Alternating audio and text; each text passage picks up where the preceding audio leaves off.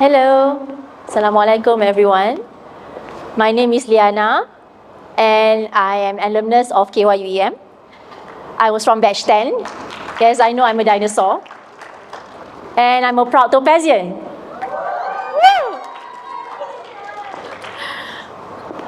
Okay, so we're in the beginning of 2026 now. If 1 year ago, somebody would claim that he's from the future and told me that by the end of the year, I would lose my job and I would have zero income, I would say he's lying. I wouldn't have believed him.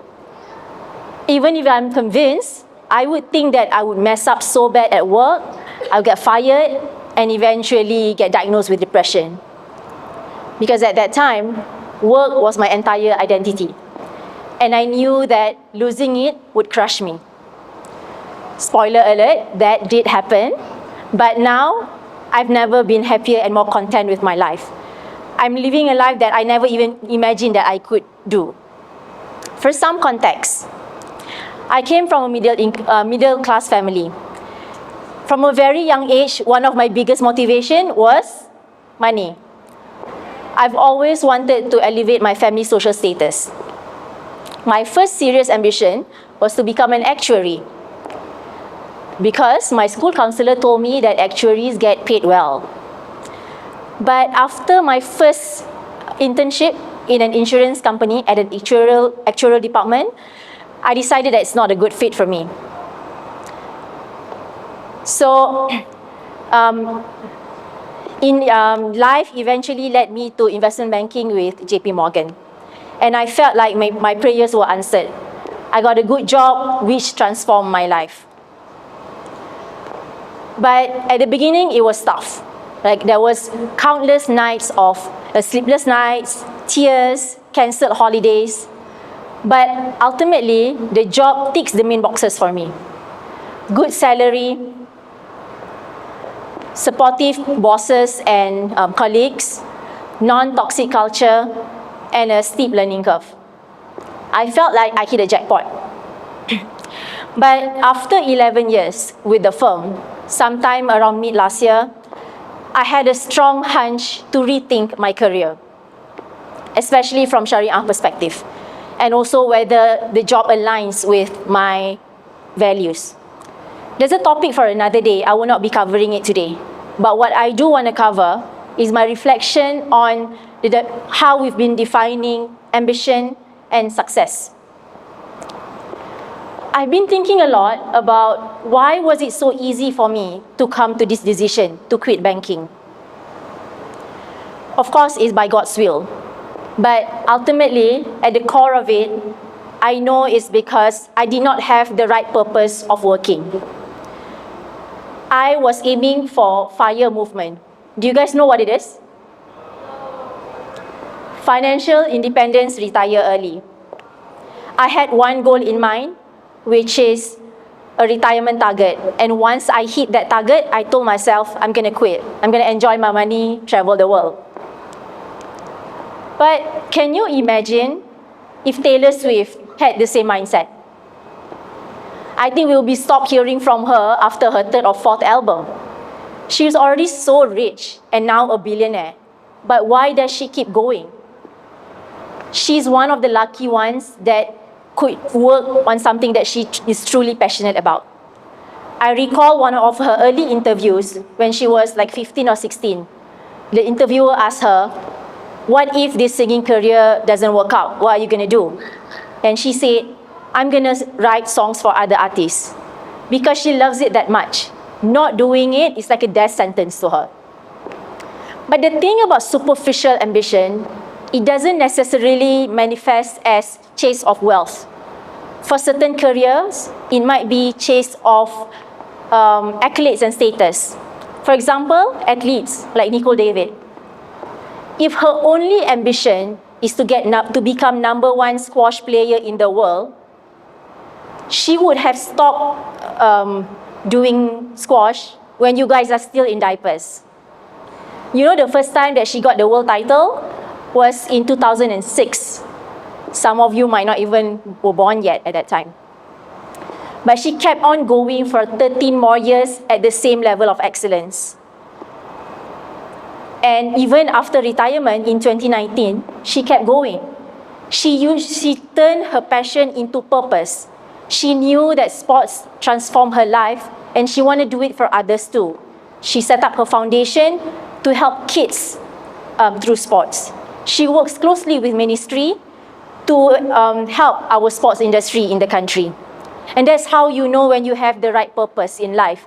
When it goes beyond yourself, it's for others as well. Okay, enough of women. Let's talk about men. So you know, successful people like Steve Jobs, Bill Gates, Jack Ma, what do they have in common? Do we call them successful because of their net worth? Because if it is, what about this guy? Yeah, he's not successful, right? So what the rest just now have in common is because we call them successful is because of their impact on humanity. Their product, their ideas literally change the way we live. So if the ultimate definition of success is that, then why do so many of us, including myself, care and worry so much about money when we think about our career options? I'm not saying money is not important. Money is extremely important. The number one cause of divorce is money. And you know, some people say money can't buy happiness. I would say those people never tasted money. Even why I can do this soft life that I'm doing right now is because of my financial stability that I have. But we need to rethink our relationship with money. We need to have a healthy relationship with money and with boundaries. What I mean by that is, okay, when you start working, you're gonna keep on getting increments every year. What do you do with the increments? Are you gonna turn it to loans and change cars every year? When you get a big bonus, are you gonna spend it all on luxury handbags and watches? And when you think about buying a house, are you gonna buy the biggest one possible simply because your payslip allows it? These bad financial habits are the one that is going to lead us to becoming slave of money. And that's exactly what capitalism does to us, right? It makes us run in the corporate wheel like this hamster with no direction. This is a lot of motions, but no movements. Instead, money should be working for us. The more money that we earn, the more we should save and invest so that in later years we'll get the passive income from it. The more money that we earn, we should be investing in things that improve our quality of life.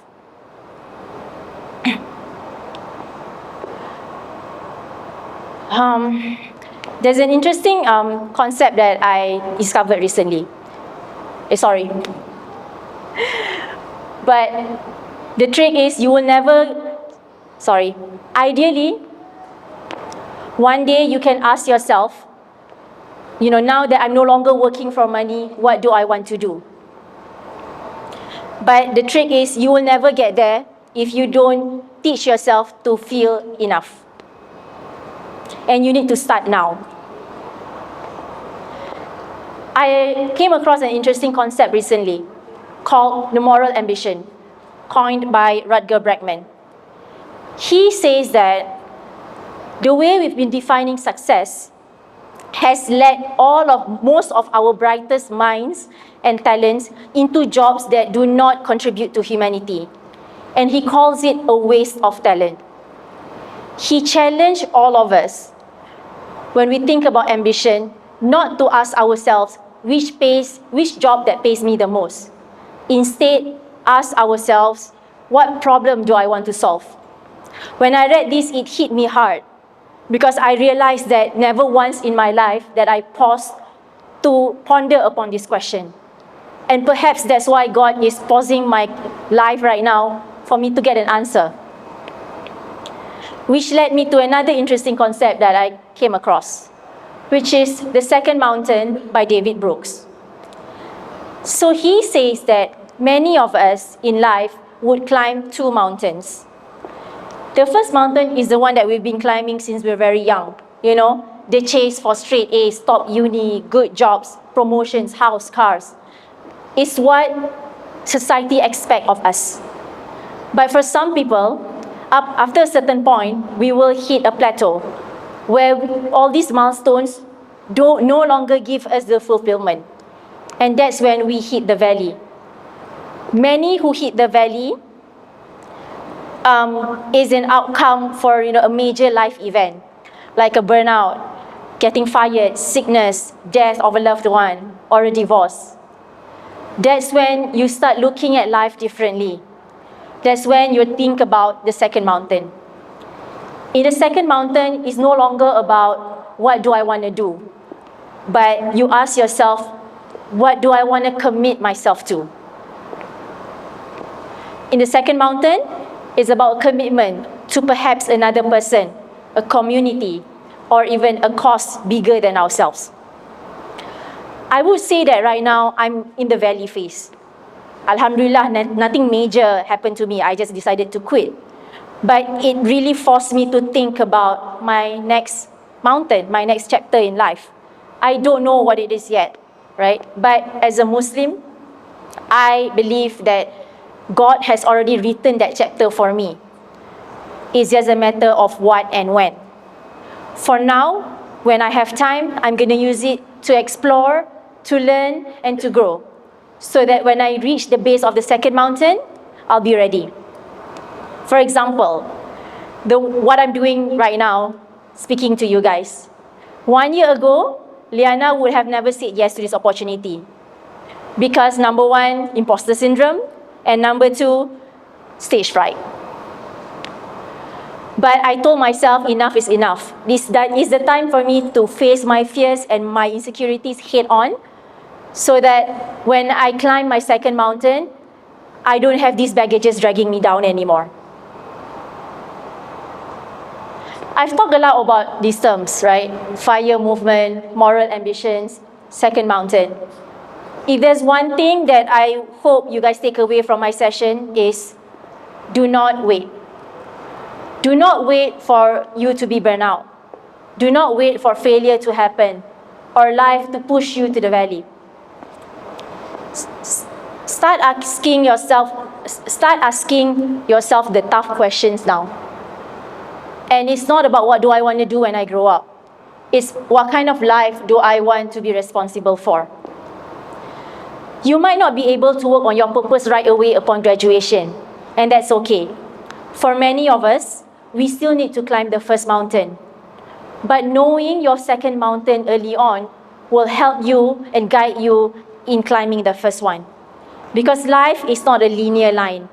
There's going to be ups and downs, U-turn, spiral. And when those things happen, it's not the successes that is going to be your support. It's the reason that you started in the first place, your why. That's what's going to make you stay on that path. And one day, if you find yourself in a valley that you did not ask for, remember that it's not the end, it's the beginning. And this time, it's going to be on your own terms. With that, I thank you.